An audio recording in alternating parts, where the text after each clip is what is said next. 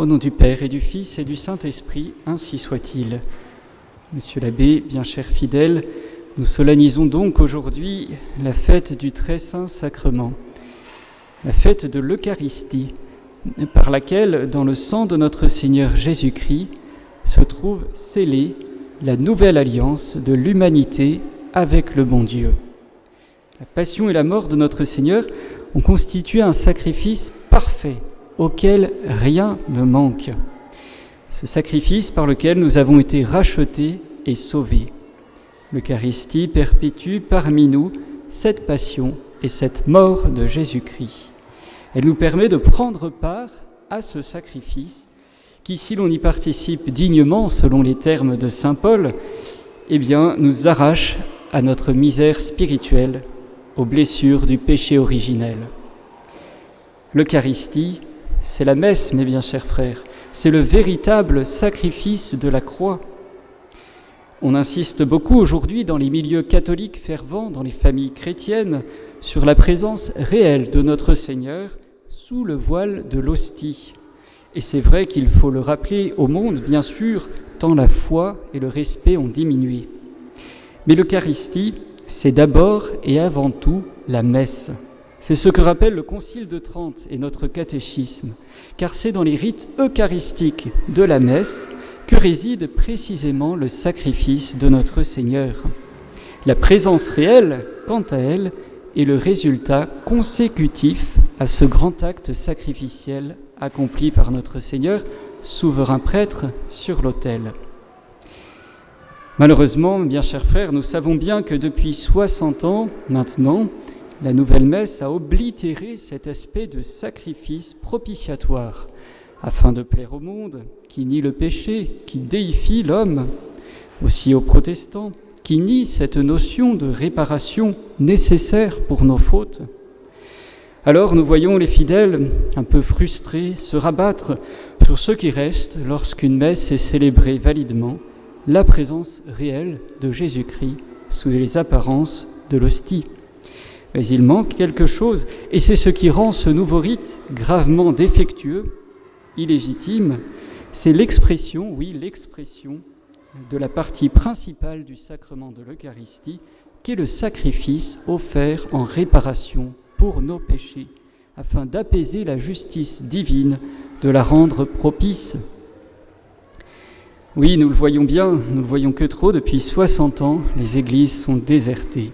Les âmes n'y trouvent plus cette consistance surnaturelle, cet aspect de rachat de leurs fautes.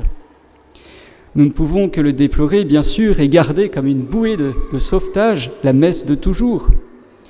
C'est l'académicien Jean Guiton, grand ami et confident intime du pape Paul VI, qui le regrettait il y a 30 ans en disant à la radio « La messe de Paul VI, d'abord, se présente comme un banquet » et insiste beaucoup sur le côté participation à un banquet, beaucoup moins sur la notion de sacrifice rituel face à Dieu. Autrement dit, il y a chez Paul VI, dit-il, une intention œcuménique d'effacer, ou du moins de corriger, ou du moins d'assouplir ce qu'il y a de trop catholique au sens traditionnel dans la messe, et de rapprocher la messe, je le répète, de la scène calviniste. Oh, ce que dit l'ami de Paul VI est évidemment, pour tous les théologiens traditionnels qui se penchent sur les nouveaux livres, une chose de plus en plus évidente avec le temps. Aussi plus évidente pour les âmes des chrétiens qui se savent pauvres pécheurs et qui ont besoin du sacrifice réparateur. Nous fêtons aujourd'hui l'Eucharistie, mes bien chers frères, mais l'Eucharistie dans sa plénitude, dans son acte, la messe, le sacrifice, dans son résultat, la présence réelle qui nous permet de communier, de recevoir les effets du sacrifice de la croix. Nous la fêtons, nous nous réjouissons de l'espérance du ciel qu'elle nous donne dans ce pèlerinage terrestre et nous demandons à Dieu que tous puissent la fêter en plénitude, à nouveau, comme ce fut le cas pour tous les chrétiens pendant près de 2000 ans.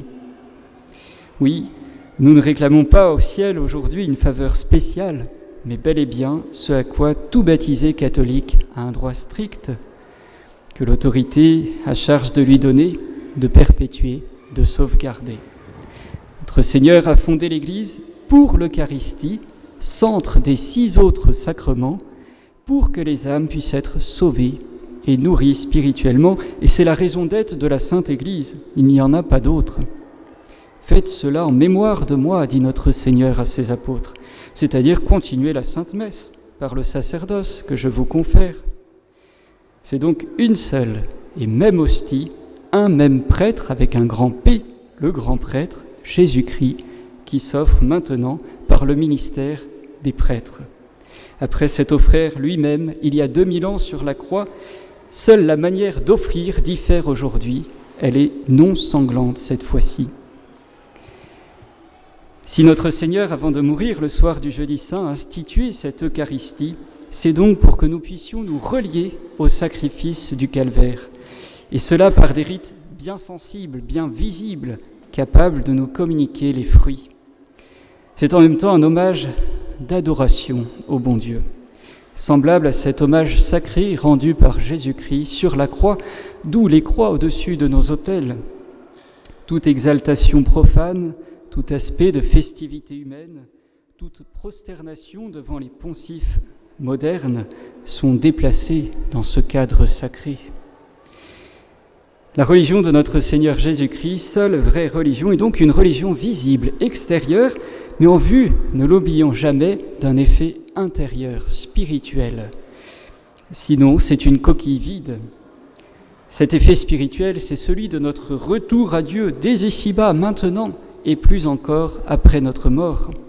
C'est pour cela que tout le culte instauré par Jésus-Christ est sacramentel, composé de rites efficaces, de signes qui produisent réellement ce qu'ils signifient. L'Eucharistie, sacrement destiné à nourrir nos âmes du corps et du sang d'un Dieu sauveur, voilà ce que nous allons recevoir dans un instant à la table de communion, et voilà ce qui, tout à l'heure, a été porté en procession. Que nos âmes soient donc dans l'allégresse en ce jour devant cet agneau divin, cette manne toute spirituelle descendue du ciel. Au nom du Père et du Fils et du Saint-Esprit, ainsi soit-il.